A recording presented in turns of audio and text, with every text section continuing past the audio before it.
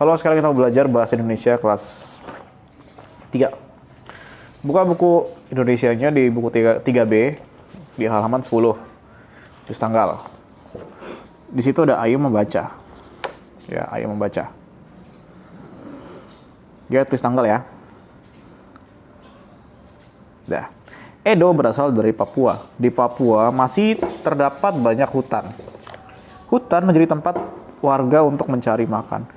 Sesekali warga yang pergi ke hutan beristirahat di bawah pohon. Apakah kamu pernah membaca dongeng Pengembara dan Sebuah Pohon? Untuk memahaminya, bacalah dongeng Pengembara dan Sebuah Pohon berikut. Ini semoga ceritanya nggak ngaco ya. Ini kan ceritanya di gurun nih. Jangan tiba-tiba nanti ada kambing di gurun, kan aneh. Pengembara dan Sebuah Pohon. Penulisnya Valentino. Pada suatu hari di musim panas, ada 2 orang pengembara bernama Rian dan Mamat. Ini di gurun ya, namanya Rian Mamat. Mereka sedang berjalan di gurun pasir. Daerah ini terkenal dengan udara yang panas dan sulit mendapatkan air. Gurun pasir. Oh, di gurun pasir ada namanya Rian sama Mamat ya. Rian dan Mamat dibesarkan di daerah gurun. Namanya lucu banget sih.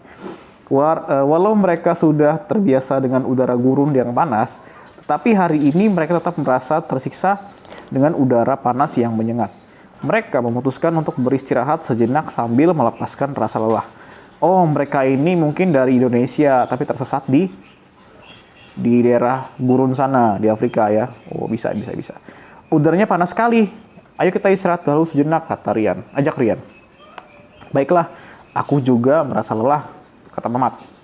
Mereka melihat ke sekeliling. Kemudian dilihatnya sebuah pohon yang besar. Sebaiknya kita istirahat di sana, kata Mamat sambil menunjuk ke arah sebuah pohon. Mereka segera berjalan ke arah pohon tersebut. Kemudian duduk sambil meletakkan barang dagangan mereka. Ya, nyaman sekali, kata Rian sambil bersandar ke batang pohon. Mamat mengikuti sahabatnya yang bersandar di pohon. Udara yang sejuk di bawah pohon membuat mereka mengantuk. Agar tidak tertidur, mereka berbincang-bincang tentang barang dagangannya. Rian yang duduk bersandar pada batang pohon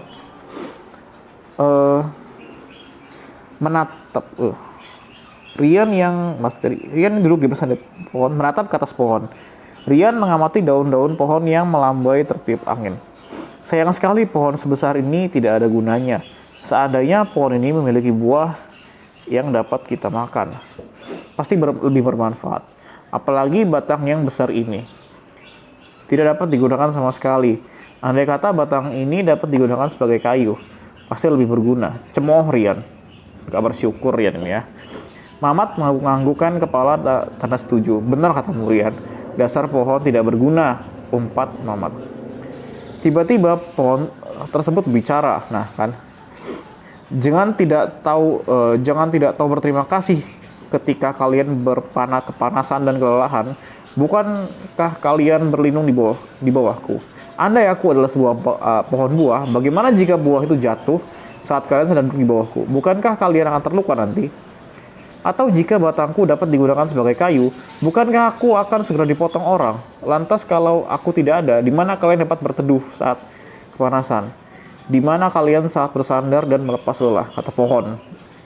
Rian dan Mamat segera meminta maaf kepada pohon tersebut dan mengucapkan terima kasih karena sudah menjadi tempat berlindung mereka dari panas. Oh, ya di gurun pasir ya. Di Indonesia itu nggak ada kalau di gurun pasir itu biasanya terletak di daerah-daerah yang punya iklim yang berbeda. Jadi di Indonesia itu nggak ada namanya gurun. Jadi gurun tuh biasanya itu banyak terdapat di Timur Tengah, di Afrika, kayak gurun Sahara, gurun Gobi. Nah itu banyak terdapat di sana. Jadi di Indonesia nggak ada namanya gurun. Yang pasti sebenarnya namanya bukan Rian dan Mamat. Dah, oke. Terus yang kedua nih, pohonnya bisa ngomong ya.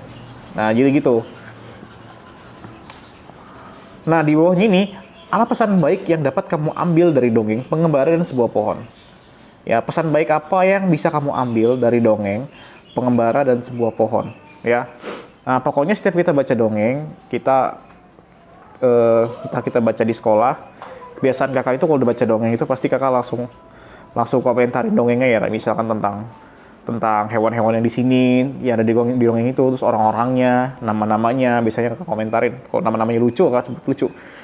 Nah, pesan baik apa nih? Jadi mereka ini kan lagi jalan di gurun, ya kan? Terus mereka nemu pohon nih, ya. Mereka nemu pohon. Kan di gurun panas, ya kan? Pas lagi jalan nemu pohon, terus mereka tidurlah di pohon itu, ya kan? Tidur, beristirahat biar gak kepanasan kan. Nah, mereka udah berteduh di bawah pohon itu, udah nggak kena panas, tiba-tiba komentar tentang pohon. Ini pohon nggak ada guna ya. Kira-kira orang seperti itu baik atau enggak? Makanya pohonnya langsung ngomong, dasar kalian tidak tahu diri. Ya, udah numpang di sini, gua nggak panasan, bilang saya nggak ada gunanya. Kalau misalkan pohon itu ada gunanya, batangnya, pasti pohon itu nggak bakal ada. Mereka nggak bakal bisa istirahat. Ya, jadi apa nih pesan baiknya? Menurut kamu ya, pesan baiknya apa nih? Sama di bawahnya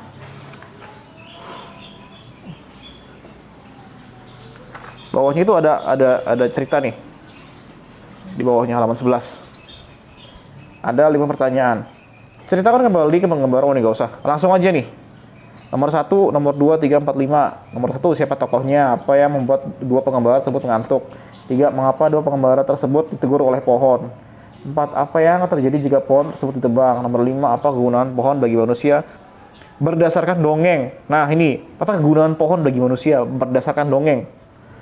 Ya, fungsi pohon. Di sini yang suka berteduh di bawah pohon siapa nih? Ya, hampir sama kan fungsinya kayak dongeng ini.